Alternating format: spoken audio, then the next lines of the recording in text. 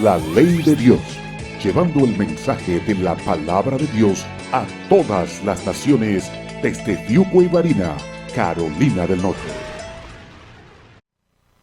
Y el título de este mensaje es: pero sin santidad nadie. Puntos suspensivos. Hebreos capítulo 12, versículos 12 al 17, y dice así la palabra del Señor en el nombre de nuestro Señor Jesús. Por lo cual, levantad las manos caídas y las rodillas paralizadas, y haced sendas derechas para vuestros pies, para que lo cojo no se salga del camino, sino que sea sanado. Seguid la paz con todos y la santidad, sin la cual nadie verá al Señor. Mirad bien, no sea que alguno deje de alcanzar la gracia de Dios, que brotando alguna raíz de amargura os estorbe, y por ella muchos sean contaminados. No sea que haya algún fornicario o profano como Esaú, que por una sola comida vendió su primogenitura, porque ya sabéis que aún después, deseando heredar la bendición, fue desechado, y no hubo oportunidad para el arrepentimiento, aunque la procuró con lágrimas. Amado Dios, ante tu santa y divina presencia, una vez más, háblanos a cada uno de nosotros, Padre mío, en el nombre de nuestro Señor Jesús. Amén. ¿Pueden tomar sus asientos, hermanos? Hermanos amados, estamos continuando con esta serie de predicaciones de Hebreos. Hebreos ha sido un libro que hemos empezado ya desde hace un buen tiempo atrás, y hemos continuado, más que capítulo por capítulo, hemos continuado prácticamente versículo por versículo. Vamos en la predicación número 30, después de haber comenzado el libro de Hebreos. Todavía me recuerdo los principios de los sermones, muy llamativos, por cierto. Pero hemos llegado, y estamos ya llegando a las finales de Hebreos. Todavía falta algo, pero estamos ya en la línea recta, donde aquí el escritor de Hebreos, que una vez más se lo repito, no sé, ni nadie sabe quién fue, solamente sabemos que el Espíritu de Dios inspiró a uno de los escritores y escribió el libro de Hebreos. Algunos piensan que es Pablo, otros tienen otras ideas, pero no se sabe a ciencia cierta. Lo importante es que es un libro escrito a los judíos, no a los gentiles. Es un libro que se escribió para los judíos. Y se escribió precisamente porque la iglesia ya se había establecido, el Pentecostés había venido, habían sido todos llenos del Espíritu Santo, la iglesia estaba siendo formada, había nacido ya, y muchos judaizantes se convirtieron a Cristo y vinieron entonces al Evangelio y al conocimiento de la verdad. Pero comenzó a pasar el tiempo y ocurrió lo que pasa con todas las personas, que comienzan a vivir algo que se llama el honeymoon, el tiempo de alegría.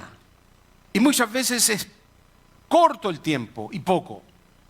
Y después del honeymoon o de la luna de miel, va desapareciendo esa alegría, esa emoción, y comienza a vivirse ya no una relación, sino que una obligación.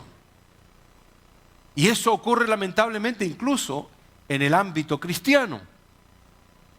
Lo mismo estaba pasando con esta gente, los hebreos. Y el escritor de Hebreos entonces les habla a ellos y les comienza a hablar desde un principio, como les recuerdo, hasta este momento.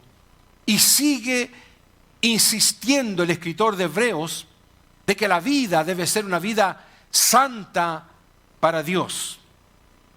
Noten ustedes que al comenzar la lectura, comenzamos con la iniciación o la idea por lo cual. Por lo cual. Cuando decimos eso, tratamos de entender lo que quiso decir el escritor de Hebreos. Por esta razón, por este motivo. Hermanos, y al entender el cometido de Hebreos, el propósito, la meta de Hebreos, es lograr entender que el Señor, al que ama, disciplina. Eso es el punto en este caso de ahora, aunque ya también se habló de eso, pero por eso que el escritor de Hebreos dice, por lo cual vamos a entender una cosa, de que el Señor al que ama lo va a disciplinar, lo va a azotar, porque Él azota y disciplina a todo el que recibe por hijo legítimo. Así que lo que nos está diciendo Hebreos es, si nosotros entendemos que Dios nos ama, Él va a hacer todo lo posible para que tú llegues al reino de los cielos. Él no va a permitir de que el pecado te envuelva y te lleve al infierno. Dios, como te ama tanto, te va a azotar, algo que a Él le va a doler incluso, para poder ver a su Hijo en el reino de los cielos por toda una eternidad, y no en el infierno, el sufrimiento eterno por la eternidad.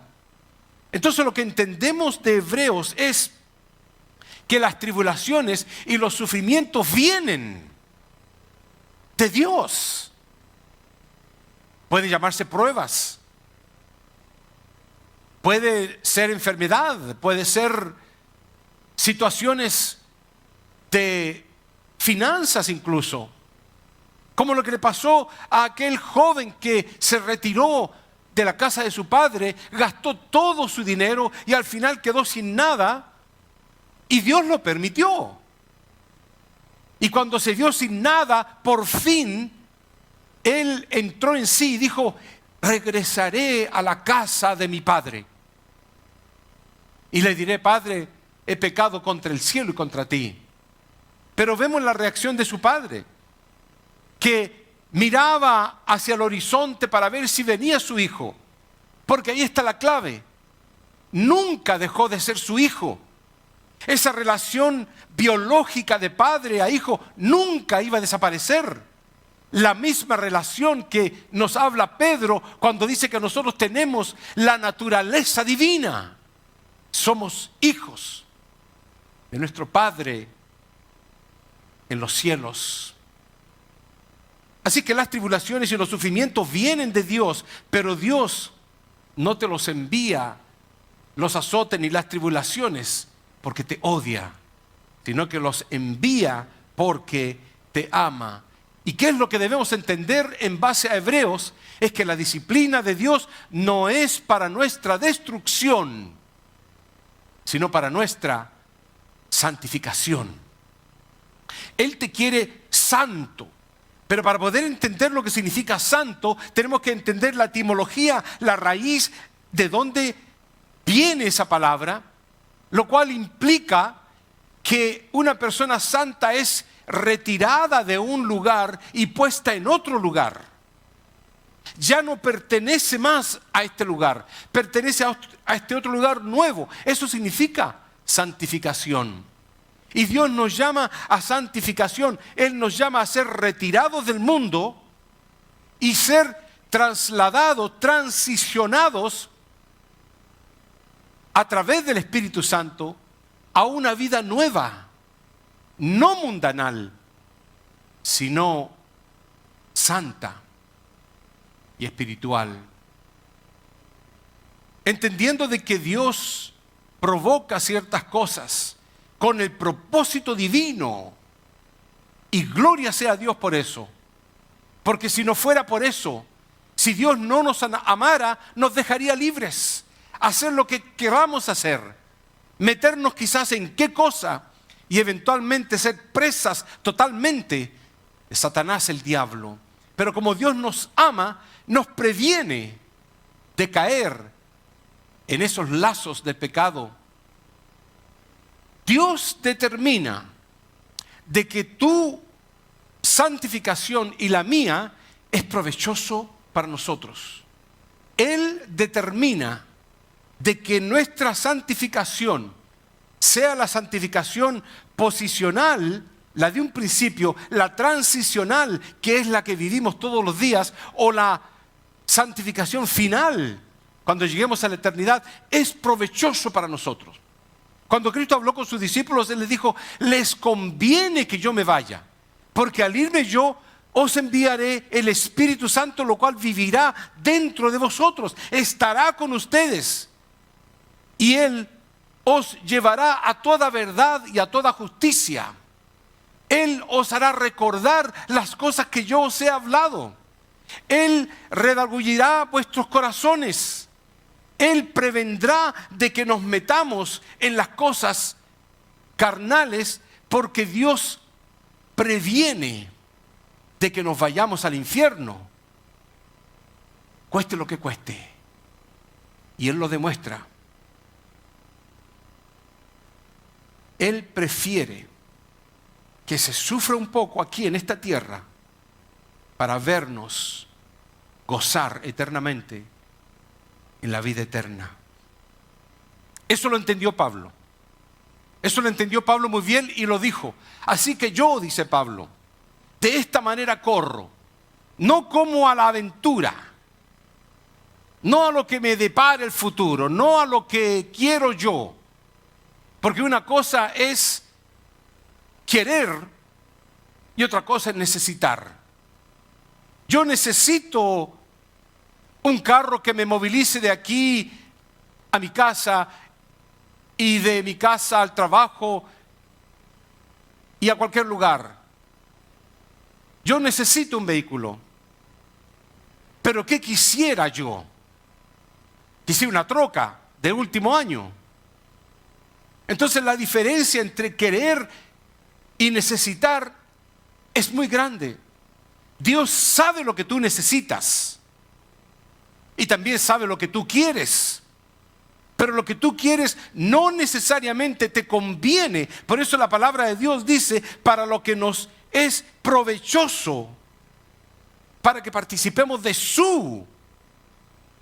Porque la santidad de Dios es diferente a mi santidad. Mi criterio de santidad es extremadamente débil. Y el criterio de santidad de Dios es extremadamente alto. Mandó su Hijo a morir en la cruz. El criterio de Dios es: ama al que te odia, ora por tu enemigo, dale a quien te pida y no se lo pidas de vuelta. El criterio de Dios es sumamente alto, su estándar de santidad para nosotros. Así que entendiendo estas cosas, si tú no golpeas tu cuerpo, si tú no lo pones en servidumbre, comprenda esto, porque yo lo he tenido que aprender a golpes. Y creo que es obvio para muchos. Si no golpeamos nuestro cuerpo y no lo ponemos en servidumbre, Dios se encargará de eso. Y no te va a pedir permiso. Por eso la palabra del Señor dice: por lo cual, y comenzamos con esa palabra, por lo cual levantad las manos caídas. Dios no quiere una congregación que tenga manos abajo. Él busca adoradores que le adoren en espíritu y en verdad, también con su cuerpo. Levantad manos caídas, movilizad las rodillas paralizadas, que lo cojo no se salga del camino, seguid la paz con todos los hombres, ya que sin santidad nadie verá al Señor. Que no brote alguna raíz de amargura, que no haya algún fornicario o profano. No vendas tu primogenitura por comida. todo esto que escuchamos del libro de Hebreos es un campanazo, múltiples de ellos. Es un aviso para cada uno de nosotros. Es un llamado a tomar una iniciativa en tu vida espiritual. Dios no quiere pasivos, quiere activos.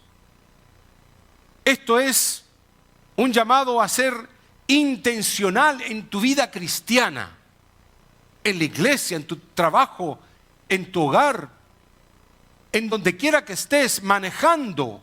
Tienes que ser intencionalmente un ejemplo como varón o varona de Dios en un mundo podrido donde no hay varones ni varonas de Dios, sino que todos están siendo controlados mentalmente por el TikTok, el Facebook, el Instagram y quizás cuantas otras cosas más que quieren controlar tu mente.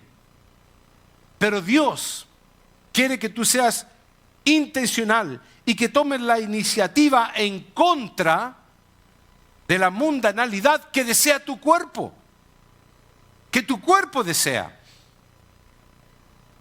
en contra de la liviandad que vive el mundo entero y en favor del arrepentimiento, en favor de la santidad y en favor de ser como Cristo.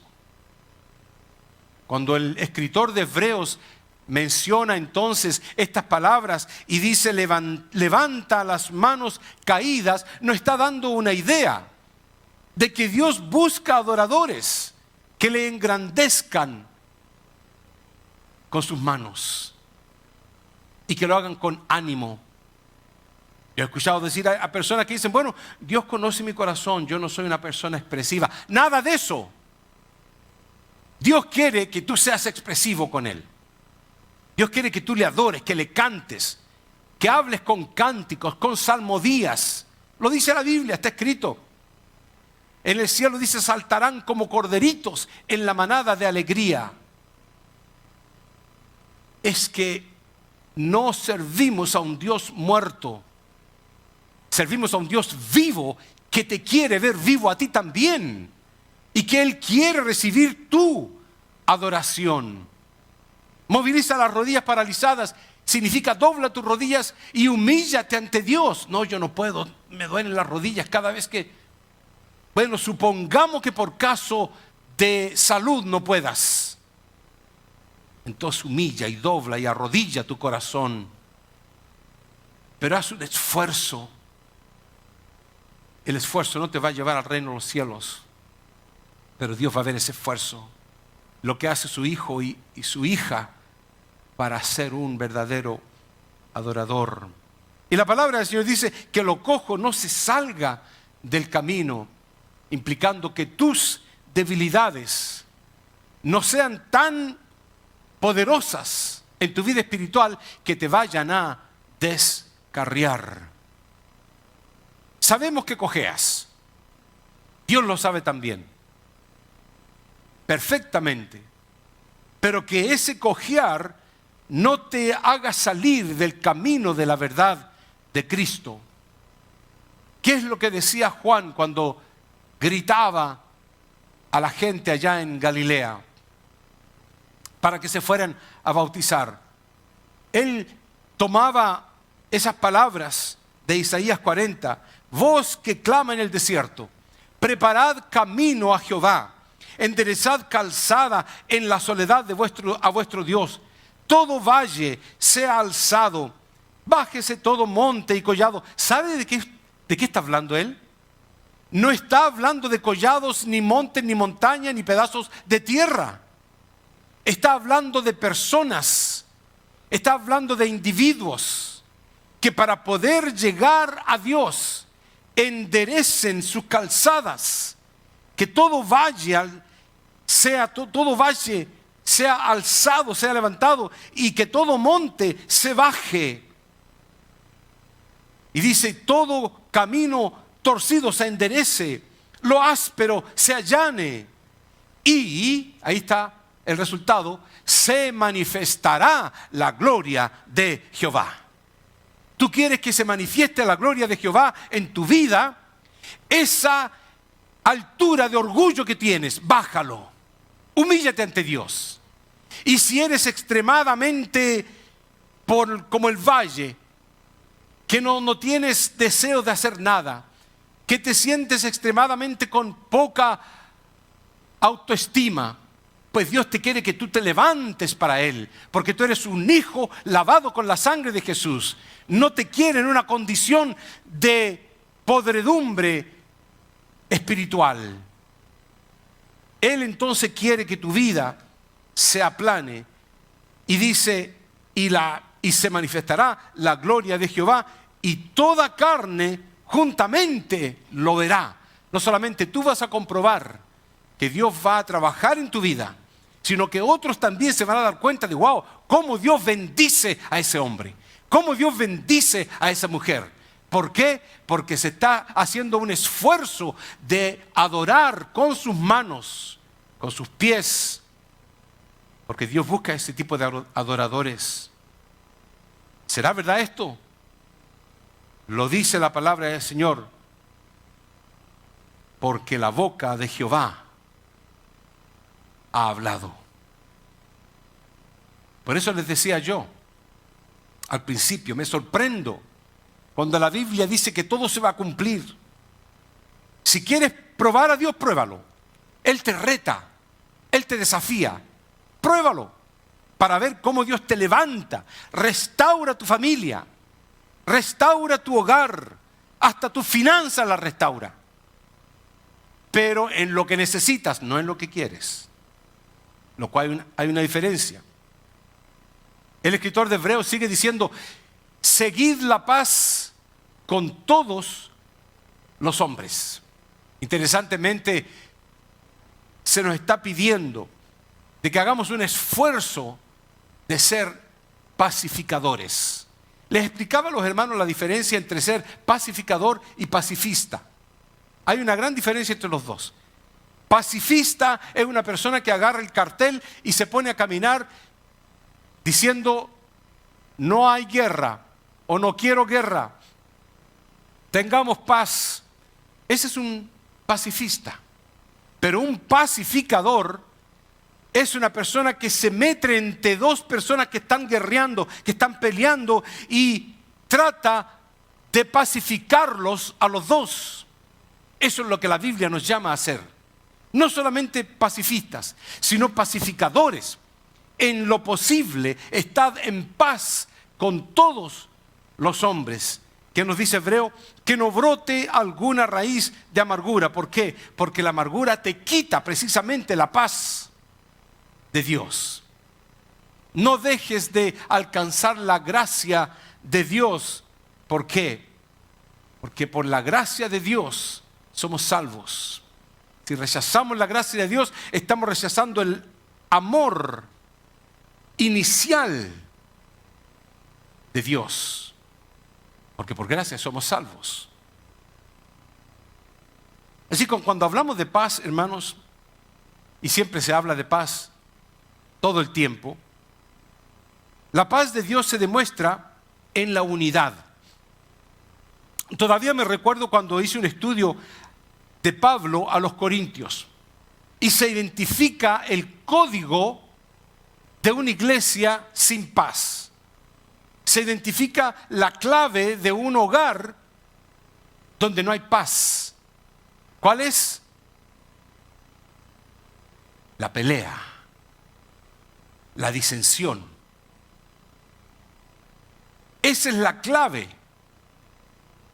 Si queremos ver una iglesia o un hogar donde Dios no está reinando, va a reinar el odio, la traición, la guerra, la ira, el enojo, la rabia, la disensión y quizás cuántas otras cosas más. Porque la clave principal, según lo entendíamos en esa iglesia de Corintio, era que había disensión entre los hermanos. Por eso que entendemos lo que dice la palabra del Señor, solícitos en guardar la unidad del Espíritu en el vínculo de la paz. La paz de Dios se demuestra en la coinonía, se demuestra en la comunión, se demuestra en participar juntos, se demuestra en el compartir en la mesa un bocado. Por eso que la palabra del Señor nos dice en el Salmo 23, adereza mesas delante de mí en presencia de mis angustiadores. Ese es Dios preparando la mesa a cada uno de sus hijos para que puedan comer. Él prepara la mesa. ¿Por qué? Porque a la mesa usted no va a llevar guerra, no va a llevar disensión, no va a llevar odio. A la mesa usted va a llevar amor. Se va a tomar de las manos con cada uno de los miembros que están sentados a la mesa. Y van a orar dándole gracias a Dios por los alimentos que Él provee. Van a servirse y decirle, te sirves jugo de naranja, te sirves este pedazo de pan. Y va a haber una comunión en la mesa. Y la palabra de Dios nos dice que ahí hay paz. También nos decía cuando estábamos estudiando los salmos de que la bendición de Dios se verá, dice, en la mesa donde se sienta el padre con la madre y los hijos. ¿Por qué a la mesa? Porque ahí es una demostración de paz en ese hogar. Donde hay disensión, no quieren comer juntos. El hijo se pone a comer arriba. La hija se va por el otro lado a mirar televisión. Y todos están separados, no hay unidad. Por eso la palabra del Señor nos sigue hablando en Lucas capítulo 5. Sacar el mejor vestido y vestirle, poner un anillo en su mano y calzado en sus pies, y traed el becerro gordo y matadlo, y comamos y hagamos fiesta. Esa fue la decisión del Padre cuando vio a su hijo venir y regresar al hogar. Y Cristo Jesús lo dice de esta forma en Apocalipsis 3. He aquí, yo estoy a la puerta y llamo. Si alguno oye mi voz y abre la puerta, entraré a él y cenaré con él y él conmigo. Hermanos, lo que se saca de Hebreos es mucho, pero este último punto, ya al terminar, es lo que se nos habla en el pasaje que leemos, que sin santidad nadie verá al Señor. El premio es muy grande, hermanos, como para perderlo. Sería un imbécil, como lo dice la Biblia, un necio, el que no reconoce de que la salvación de su alma no tiene precio y que la cambie por un plato de comida o por placer.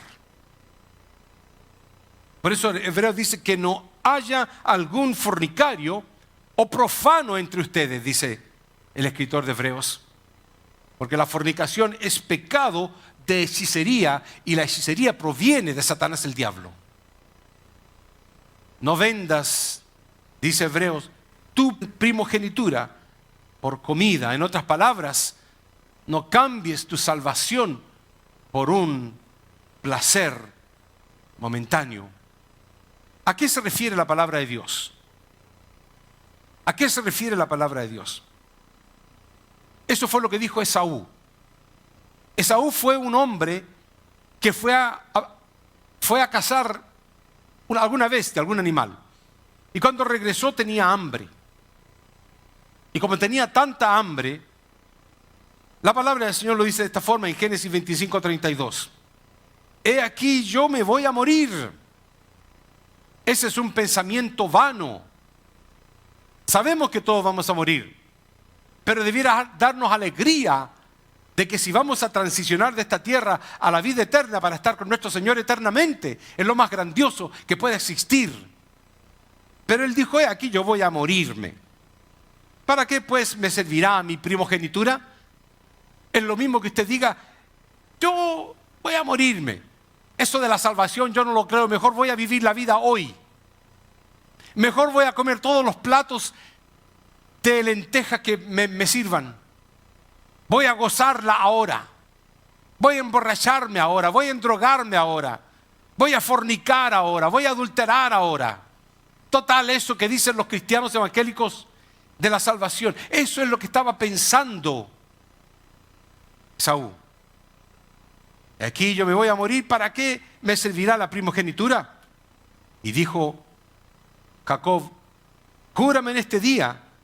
Y él le juró y vendió a Jacob su primogenitura. Para usted seguramente no significa mucho lo de la primogenitura, pero para los judíos y en ese tiempo era un regalo de Dios, era un don de Dios, era una dádiva de Dios, un privilegio que no solamente tenía un título de primogénito, sino que tenía bendiciones después. Cuando los padres se murieran, era el número uno en recibir toda la herencia. Y también sus hermanos, pero menos que él. La responsabilidad era grande también. El beneficio era grande. La honra era muy grande. Y Jacob recibió la primogenitura de Esaú, porque Esaú prefirió el plato de lentejas. Por eso la palabra de Dios nos da el ejemplo de este hombre, Esaú. Notemos, Esaú y Jacob eran mellizos, eran gemelos, eran del mismo padre y de la misma madre, del mismo hogar y de la misma familia, del mismo linaje de Abraham. Sin embargo, la palabra de Dios dice, ¿no era Esaú hermano de Jacob? Dice Jehová, yo amé a Jacob y a Esaú aborrecí, y convertí sus montes en desolación, y abandoné su heredad para los chacales del desierto. Interesantemente eran prácticamente iguales, gemelos, del mismo hogar, de la misma casa, del mismo linaje de Abraham incluso. No obstante, Dios dice, a Jacob amé y a Esaú aborrecí. ¿Por qué? Porque cambió su santidad por un plato de lentejas, lo más barato que existía. Puede haber sido por un cabrito, por un pedazo de bistec, de buena carne. Pero no, fue un plato de lentejas. El desprecio que hizo Esaú para Dios merecía que Dios dijera, aborrecí a Esaú. Y por eso la palabra de Dios te dice, y al terminar, Isaías 55:7, deje el impío su camino y el hombre inicuo sus pensamientos, y vuélvase a Jehová, el cual tendrá de él misericordia, y al Dios nuestro, el cual será amplio en perdonar. Por eso la palabra del Señor nos llama a tener un cambio, una transformación, una regeneración, arrepentirnos de nuestros pecados, confesar nuestras maldades y tomar el rumbo de la santidad en nuestras vidas. Que el Señor te bendiga, hermano.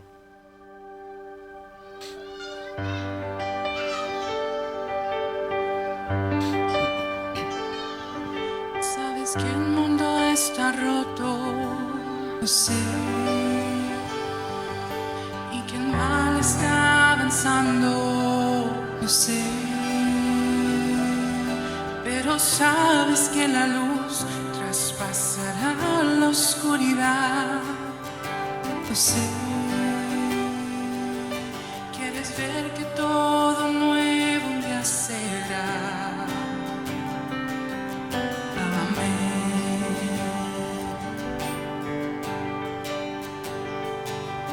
La creación está gimiendo, está